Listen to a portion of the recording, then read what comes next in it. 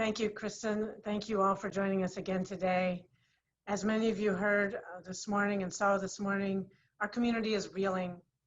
Gun violence in our streets has reached a crisis point, and too many people, including our children, are being taken by this senseless violence. Families are shattered, and our community is traumatized. I am heartbroken, and I want to reassure you and the city of Knoxville that we are committed to mobilizing every effort to stop this violence. Our city cannot live in fear. Our kids need to feel safe. Our kids need to be safe. I know there's so many people and organizations working today and every day to serve our young people and to help them thrive. As I've been discussing the last few days, we are working with Knox County schools. We're working with community groups, faith-based leaders, other law enforcement entities to deploy an immediate response and a long-range response. We are all stepping up to call on our community to work together to stop the violence. Chief Thomas is going to speak in a few minutes, or in just a minute, about KPD's increased efforts in and around Austin East and other schools. We also have these immediate responses are critical, as is KPD's focus and attention to address the ongoing surge in violent crimes. We also know that interrupting violent crime to prevent these tragedies requires community partnership. So next week, I'm going to be asking City Council to support a $1 million budget amendment to jumpstart community-based violence prevention and interruption programs that have proven effective in other communities. So we'll be talking more about that later, but today we really want to talk about KPD's response and the help we need from the community. So Chief Thomas, please speak to that for us. Thank you, Mayor Kincannon.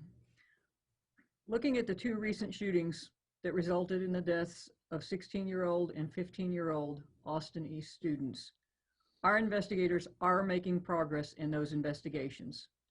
We are not at a point where we can release anything publicly, but I can say we are absolutely making progress, and we will update you when appropriate to do so.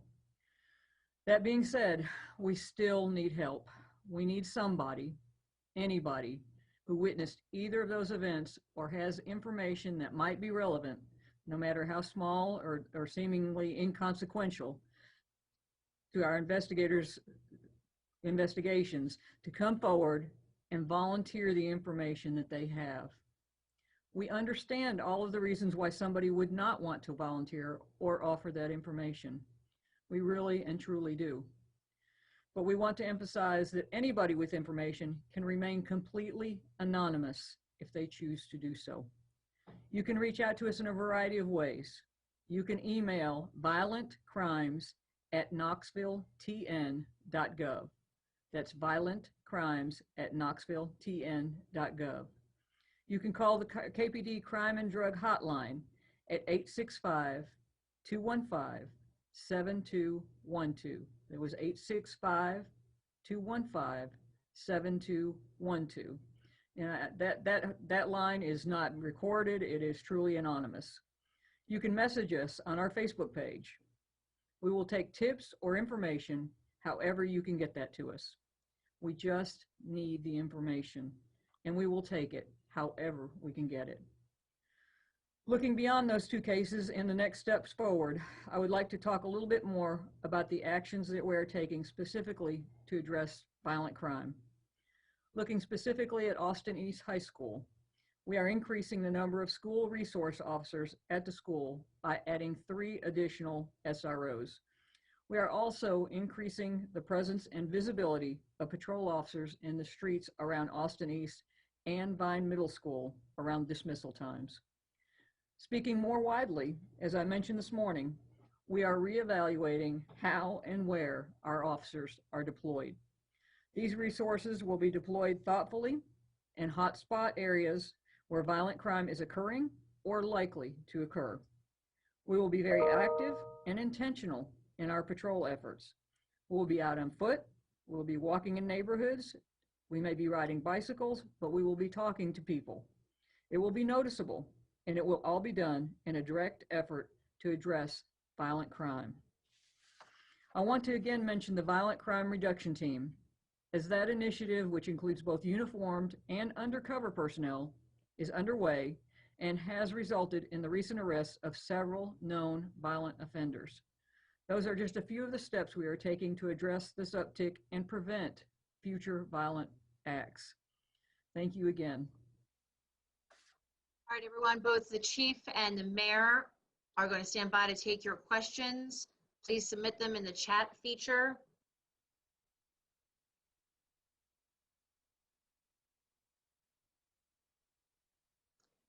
All right, our first question is from Katie Inman from WBIR. It says, from October 26th through November 9th, 5 teens were caught in the line of fire, 3 were wounded, 2 17-year-olds and a 12-year-old. Wasn't that a crisis point? Why did it take 3 killings for you to call this a crisis point? I'll take that question, and then Chief Thomas, you can speak to it too. We have been responding. We haven't been waiting for more people to be suffering. We've been responding the entire time. We've been working on short-term interventions and changes and adaptations with law enforcement, and we've been working on reimagining public safety, these alternative ways to prevent and interrupt violence. So we haven't been waiting. Chief Thomas, do you want to add to that? Yeah. I would just like to echo that very same comment, that we have not been waiting. We have been investigating. We are concerned with the children, especially the children in our community. And we are concerned with the gang violence that's going on. And we have been. And we have had a violence reduction team. We have reinforced that team reinfused that team with more manpower. And we're trying to address specific hotspots, which we had done all along, but we are redoubling our efforts even now. All right, our next question is from Monica Cast at the News Sentinel. Many people associated with Austin East High School have concerns that violence in the neighborhood around it are affecting some of its students unfairly, leading to associations between the school and the violence. What can you do to prevent those associations? Well, I'll speak to that first, and then Chief Thomas, I'll let you address it as well. I was a member of the school board for 10 years and a project grad board member for that duration of that time, and a chair of the school board. I've spent many evenings attending events and performances at Austin East. I've been hearing from their valedictorians, and I know that school is a safe place. It's a place where people are learning. And today we had many school board members and school leaders at our press conference just to represent that we've been in communication with them. We are responding to their request for greater KPD support in conjunction with that, but to reiterate, and Evity Satterfield, the school board representative from that part of the county, stipulated this too. Austin East is a safe place. The issues with violence are happening in the community, and it's affecting the kids when they're outside of the school, and that's where we are focusing our efforts to protect the innocent, protect the school, protect the children and students and staff who are in that school. Austin East is a safe place, and we just have to keep reminding people of that, and also making sure that we can keep people as safe as we can once they step outside the school. Chief Thomas. Thank you, Mayor. Yes, the other things that we're doing are, our SROs, we're trying to build relationships with those students, because what goes on outside the school can affect the students when they come to school. But we are also patrolling those neighborhoods. Unfortunately, in the era of COVID, neighborhood meetings have seemingly come to a halt, but we're reaching out again. That's one of the efforts that we are making, and trying to get some neighborhood meetings started again, either virtually or in person, where we can provide social distancing that makes people comfortable. That has hampered us. Our interactions with the community on a personal level have hampered us, but we feel like we need to, that's why we are putting more officers out now. We're trying to reallocate some resources that we have in that area, so we can stop and talk to people and find out what they've seen, what's on their minds, and we need to be aware of what the community knows, and we need to do that in a personal way. Chief, this next question is directed to you, Tyler Whetstone from Knox News, saying, please be as specific as you can. What were police doing in the neighborhood prior to last week? And what else other than what you mentioned, Chief, will be done now? Well, prior to last week, we were still had our violent crime reduction team out in the areas where there are hotspots. I can't talk about tactical efforts. We need to keep those until we can make our arrests public and make those we can't talk about some of the undercover efforts, but we are very aware of the gang affiliations, the gang crime that we have going on, and we are monitoring that and following that and trying to predict what is going to happen. We are out making arrests. I know you asked me to be as specific as possible, and I apologize, I just can't do that at this point. All right, Chief, this next question is also for you. This comes from Jordan Brown at WATE. There were some residents at the press conference this morning sharing their concerns about sharing names with law enforcement, but no arrests have been made. Some also say they are giving their names. Have any of these tips been helpful? So, you know, these names, and I have followed up with our criminal investigators, our investigators working on these specific cases, and we have seen some things on social media. We have followed up. Everything is helpful. Anything we can get, we want.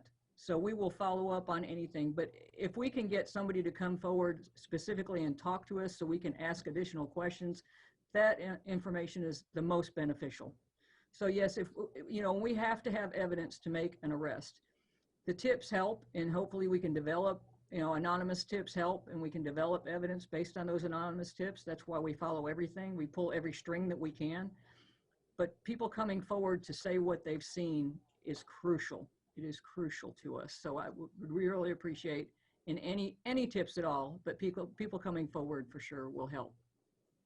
This next question will go to Mayor Kincannon. It's about reimagining policing, which we've spoken a lot about. This is from Scott at the Compass. Many activists over the past year have spoken out against heavy-handed approaches to law enforcement. Please reconcile the increased police presence in East Knoxville with the city's efforts to reimagine policing. Well, a couple things I'd like to say to that is, first of all, the people in the neighborhoods that are experiencing homicides and shootings, they want more help from the police. I've heard from them loud and clear. They want protection. They want to feel safe in their community. They're tired of shootings, and they want KPD and the city to help catch the bad guys. The vast majority of the people in our city and in East Knoxville and every other part of the city are law-abiding, good people just trying to live their lives. And it's our responsibility as law enforcement to ensure that the people who aren't committed to doing that are arrested and you know, face the consequences of breaking the law, and particularly for violent crimes. I mean, the people who are in these neighborhoods want the police to help. As far as reimagining policing, that's been an ongoing process that we've been working on since last June, when the whole country was affected by the murder of George Floyd. And so we've had a series of community meetings, and we've had an internal task force about reimagining and public safety innovation. And that is the basis for this proposal I'm going to be bringing to City Council next week. I was planning on bringing that proposal as part of the regular budget thing, but because of this crisis, I'm going to move it up and start seeking to get funds for those efforts starting next week if Council approves. Chief, do you want to weigh in as well? Yes, just a couple of comments. Thank you. The reimagining policing is going to be a huge help to us as officers so that we can focus on those violent crimes. It's a community-wide effort that will get assistance from other city departments and the community, and it will be beneficial to us as a police department and allow us to address violent crime while making connections within the community as a city and as a police department. It's a very positive thing that I'm looking forward to. This next question appears it would be better suited for Knox County schools. I'm going to ask it in case either the mayor or the chief want to weigh in, but it says, do you believe the Austin East area would be safer if students went to virtual learning for the foreseeable future? The follow-up question was, have there been any talks of that happening? Of course, that would be directed towards Knox County schools, but Chief Thomas, do you want to weigh in on this? I'm not an expert, but as a parent, it's important to be in school. It's important for kids to interact with each other. I saw this in my own son during his senior year, where the last semester he didn't get to go to school. And I think students can bond and they can grieve together in a place that they're familiar with, and they're able to have relationships and see and talk to each other. And learning in person, I think, is more effective. And again, that's just my opinion. I'm not an educator. But just from what I see as a parent, mostly, I think it is so important for those students to be in school. And that's why we are focused on these efforts to make them safe in school and make the area around the school safe, so that there is no fear for them to be in school or to leave school in the afternoons or come to school in the mornings. We have to make that a safe area, not only in school, but around the school. And that is the nexus of our efforts together. Mayor, would you like to weigh in? Yeah, I would just like to add that as I mentioned before, Austin East and Vine and Green and other schools across our county and city, those are safe havens for our children. That's why when our schools did have to close down last spring, and in some cases the families have opted for virtual, it's a loss of a safe haven for some families, where they're able to get food, where they're able to get counseling, where they're able to get emotional support and help in addition to the academic learning. So obviously that's a decision of the Austin East leaders and the school leaders, but I echo Chief Thomas's comments that we need to make it safe for in-person school, so they can come and go to school and enjoy the benefits of being a regular teenager. Everybody deserves that opportunity. The next question is for the chief. Katie Inman from WBIR wants to know, do you believe yesterday's shooting was gang related? I think that it's too early to say that. I can tell you that we have gang violence in our community, but I think we cannot say that definitively yet. We are looking at all of our options out there. We're looking at all known offenders and people who are around our violent crimes. All right, our next question is also for you, Chief. Jordan Brown from WATE says, is there any concern about increased patrols in these areas? Increased patrol methods like stop and frisk were unpopular in other cities. How will KPD increase patrols while also making sure residents don't feel targeted? And that is a hard balance, and that is something that we work on a daily basis. So increasing patrols, seeing more police cars, we're wanting that to be reassuring, and seeing more officers on foot. We want to be on foot as much as we can, talking with people. We will be addressing any probable cause stops that we can make. You know, I mentioned in the press conference this morning, a friend of mine called, he was pulled over, but he was pulled over for an expired tag. That was probable cause. We're gonna pull people over that we don't know that are committing some type of violation, to find out who they are. It's not necessarily to write a whole lot of tickets or citations. I mean, we have an option of warnings now, but to place people maybe who don't belong in an area there, and find out why people are coming into an area, and also, you know, we want to know who you are. We want to understand who our community is. If you live there, we want to know you. We want to know that you belong there, and we want to be able to say hi. And if there's everything going well, you know, the weather is not real conducive right now to being out on bikes and walking, but we can definitely do that.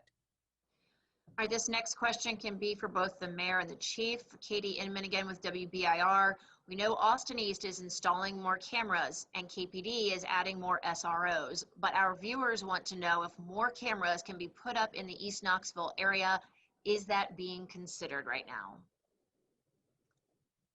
Chief Thomas, I'll let you take this one first. Okay. Yes, that is being considered. We have partnered with other agencies around us who have these cameras, and they have had great success. And so we have looked at that. We have applied for grant money, and yes, we are considering that, and we hope to have that happen in the very near future. All right, this one is also for the chief. This is from Tyler over at Knox News. What beat or patrol is being taken from to accommodate 3 new officers to AE? Are these new hires? Is KPD having to reorganize to provide this extra SRO support and patrol support? So the extra SRO support, we are working very closely with Knox County School Security, Chief Padusis over there, so that we don't leave any schools uncovered. But we wanted to be able to provide extra security at Austin East. So we are working with them and what officers we can pull from. We feel like we can do that in a very safe manner. As far as the extra patrols in the area, we are reorganizing our schedule. We are doing a schedule change with our officers to be able to provide more manpower. And that's, it's something that it's going to be difficult. It's going to mean a shift change for our patrol officers in the way we do business, but it will provide more coverage and more ability for us to be out in that area on a regular basis. All right, Chief Scott from the Compass wants to know, many of the shootings in the city are related to drugs and gang activity. Have you been able to quantify an increase in gang activity? Please describe how gang and drug-related activity has changed in recent years. Well, and I don't have specifics in front of me. Anecdotally, yes, gang and drug activity has gone up. In our experience, they go hand in hand. Gangs and drugs go hand in hand. So as we attack, if we get complaints on a drug house, as we attack drug problems, we are also finding that we are attacking that gang problem as well. So those do go hand in hand, and they have escalated, and we are working the best we can. But again, part of that has to do with, we need information from the community, because that helps us proactively stop something before it happens. If somebody notices a lot of traffic in a house and we get these types of complaints, let us know, because we want to check it out. Have we had somebody move a drug house into your area? That's part of what we do. And yes, there has been an uptick, and yes, we are trying to address it. And again, one of the things that has hampered us is not being able to have citizen police academies, not being able to have community meetings. So we are trying to start that, instead of putting it off, trying to start that in a safe way in the area, in this arena that we call COVID. All right, next question is for... I would just like to add that in our conversations with school people and with youth serving organizations, they interact with the kids on a routine basis, and they are telling us that there's an uptick, that the gang activity is up. Gang, just people talking about it, saying they're trying to be recruited. So we have a gang issue. We have an illegal gun issue. Now, young people are getting access to guns through all kinds of means that are not legal. And when you have those two things combined, you have an uptick in violence. All right, Mayor Jordan Brown from WATE asks, are you able to go into detail about what the funds in the proposed $1 million budget amendment would go toward? What kind of violence prevention initiatives? I'm not prepared to speak in great detail about it, but the general premise is that it's going to be things that go under the category of group violence interruption. In other cities, this has worked well. They've called it in other cities Operation Ceasefire, Cure Violence, and there are other names. And we've been working for several months with Cities United, which is an entity that helps cities and communities work on this violence interruption models. Some of the models that they use follow a public health model, which we're all quite familiar with. How do you have an issue, and how do you stop the spread of a virus? And violence can be treated as a virus too. And we want to, when we see violence, we want to stop the spread, stop it from retaliation, and interrupt it. So those are the models we're looking at. We'll have more details in the days ahead. All right, the next question is for the chief. This comes from Tyler at Knox News. How long will the increased patrol and SRO enforcement be implemented? And Chief, I know through conversations, I don't think we've actually pinpointed a time frame on this. We have not, and we will continue discussions with our partners in the school system, and we will see, how many arrests we make, and we'll know when we make a dent in the gang and drug problems and the activities in these areas, and we may scale them back at that point, and we may not. I think that's going to have to be an ongoing evaluation. That leads us into our next question, which is from also over at Knox News from Isabel Lohman. How will KPD assess success with the increased patrol and SRO presence? What metrics will be used to determine if this approach is working? Well, I think the community will be safer because we will be stopping the sale and the proliferation of drugs, and we'll be addressing the gang violence. We'll be making arrests. We'll be partnering with youth serving organizations and making sure that they are safe places for our youth to go so that they are not interested in being in a gang. I think what we'll see is less violence, and that's the absence of crime is a success. All right, are there any more questions? Jordan Brown just punched in. We have been talking about the awareness of increased gang activity. What specifically is being done about gang violence near AE? So we've talked about that, increased patrols, increased SROs, but we also have partnered with the schools. We've done some training. Our gang intel officer has gone out and done some training with the school staff. We're looking at some other training. Can we do it with community members? Can we do it with students? I think the more people are aware and know what to look for, the more that we will be able to address the issues that are there when people start partnering with us and letting us know what they're seeing.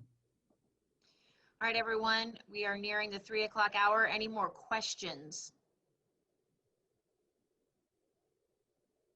Give me one more second. I don't see anyone typing. Alrighty, I think that will do it this afternoon. Thank you all for joining us, and Chief and Mayor, thank you so much. And just so you guys know, hopefully we will be continuing to update you guys. We will reach out with any additional information. Thank you. Thank you.